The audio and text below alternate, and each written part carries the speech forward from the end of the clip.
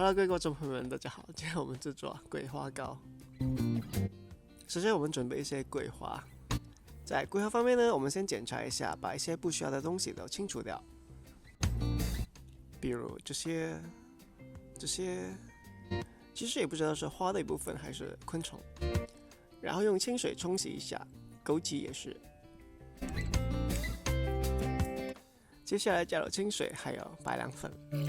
你可以使用其他的粉，比如说燕菜粉，或者是啫喱粉，或者是吉利丁粉，或者吉利丁片也可以。当然，煮的方法也会不一样，请根据你买的材料的说明。在使用白凉粉这个方法里面呢，就先把水煮沸，然后再加入冰糖。这里我使用的冰糖是黄冰糖，黄冰糖呢是有一种甘蔗的味道，会比较香一点。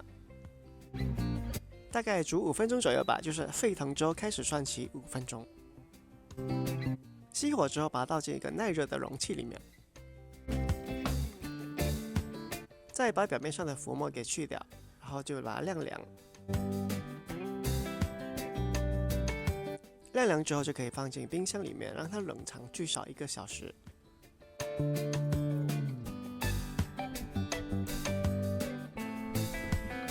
1个小时之后，把它从冰箱里面取出来，然后切块，切成你所需要的形状。